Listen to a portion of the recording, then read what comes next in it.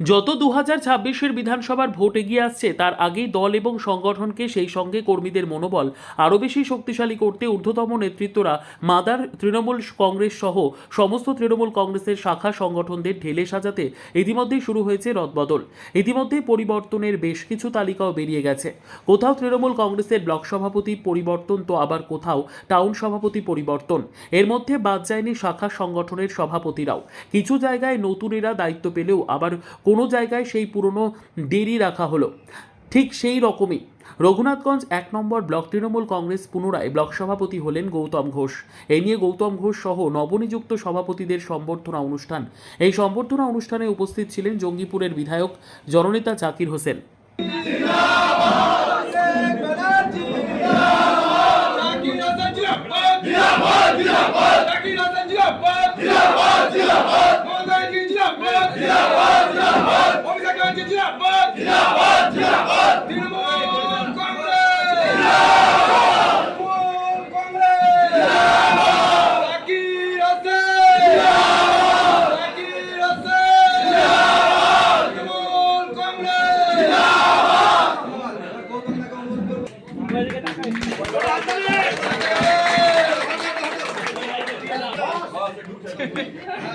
জাকির হোসেন জিন্দাবাদ জিন্দাবাদ জিন্দাবাদ জাকির হোসেন জিন্দাবাদ জিন্দাবাদ জিন্দাবাদ মমতা ব্যানার্জি জিন্দাবাদ জিন্দাবাদ জিন্দাবাদ অভিষেক ব্যানার্জি জিন্দাবাদ জিন্দাবাদ জিন্দাবাদ।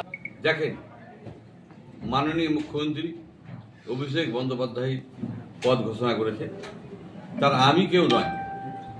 আমরা চাই পদের জন্য গরিমা থাকে, পদের জন্য মানুষ কাজ করে।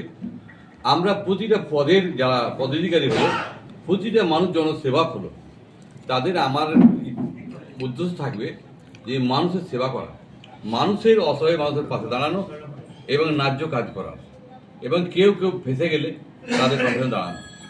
আমরা 3 বেলা খেতে দিতে পারবো না ঠিকই, কিন্তু মানুষের আপদ বিপদে দাঁড়াবো, এই জন্য আমাদের পদ। এবং তারা যে প্রতিনিধিত্ব করবে থানায়, বিডিও অফিসে, পঞ্চায়েত অফিসে, ওরা বিভিন্ন জায়গায় যাবে এবং পঞ্চায়েত যারা আছে, পঞ্চায়েত সমিতি আছে, সকলকে বলবো তাদেরকে যেন সাহায্য করে। কারণ এবং আমরা যে যে জায়গায় অন্যায় হচ্ছে আমরা কিন্তু প্রতিবাদ করব। আমরা মানুষের জন্য এটা হয়েছি, তাই মানুষ যেটা চেয়েছে সেটা পদ পেয়েছে। আমরা চাই মানুষের জন্য সম্মান থাকে, জনগণের সম্মান থাকে। আমরা মিডিয়া ভাইকে অনুরোধ করব, মিডিয়া ভাইদের সম্মান আছে, মিডিয়া ভাইরা জেনে বিভিন্ন জায়গায় মারপিট হচ্ছে, কারণ হলো যে তারা সঠিক খবর দেখাচ্ছে না। সঠিক দেখাক, আমার যে অন্যায় থাকে অন্যায় দেখাক, কিন্তু অন্যায় তৈরি করে যে ক্রিয়েট করা হচ্ছে সারা ভারতবর্ষের মিডিয়া, এটি জেনে না হয়। আমি চাইব মিডিয়া ভাইদের সুর ঘুরে আসুক, তারা সঠিক খবর দেখাক। আমরা চাই সবসময় মানুষের কাজ করার জন্য, আমরা মানুষের জন্য আছি। আপনারা দেখছেন সকালবেলা হয়েছে, শনি এবং রবিবার, মানুষের জন্য আমি কাজ করি।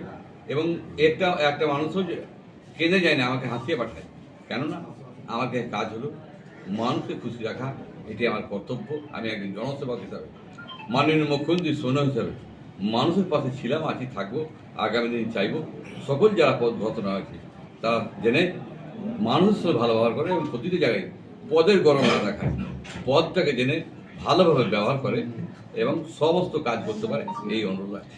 যারা নতুন করে পদ পেল তাদেরকে কি নির্দেশনা দিচ্ছেন? সামনে তো ভোট। দেখেন, ভোট দিবে জনগণ। আমাদের নেতারাকে কি বললাম, ভালো ব্যবহার করবে, মানুষের আপদ বিপদে দাঁড়াবে, এটাই তো মানুষের মানবিক কাজ। এর থেকে বড় কি কাজ হতে পারে? মানুষের কাছে যাবে, আপদ বিপদ শুনবে, মানুষের কিছু অসুবিধা হয়ে যাবে, কে হসপিটালে নিয়ে যাবে, কে পঞ্চায়েতে নিয়ে যাবে, কে পুরসভায় নিয়ে যাবে, কে পঞ্চায়েত সমিতি নিয়ে যাবে, কে প্রধানের কাছে নিয়ে যাবে, কে আলাদা আদার্স অফিস আছে সেখানে নিয়ে যাবে। কারণ হলো প্রতিনিধি বা সংগঠন এইভাবে বাছা হয় যে মানুষ, জনসাধারণ, একজন মানুষ কথা হয়তো বলতে পারবে না, ওর হয়েও কথা বলবে। আমাকে যে বিধায়ক বলা হয়েছে, আমি জঙ্গিপুরের একজন বিধায়ক, আমাকে মানুষ কেন ভোট দিয়েছে? আমি আমার কথা যে বিধানসভায় তুলতে পারি, বিভিন্ন দপ্তরে তুলতে পারি, যে আমার এলাকার এই প্রয়োজন, সেই প্রয়োজনগুলো আমি মেটাতে পারি। এবং জনসাধারণ তো এটা বললে হবে না, একজন প্রতিনিধি লাগে, সেখানে প্রতিনিধি আমি এবং সকল তার থাকা সংগঠন, তারা সেই কাজটাই করবে, সেই অনুকূল করবে। আপনারা দেখেন যে আমি জনসভা শনি এবং রবিবার মানুষের জন্য টাইম রেখেছি।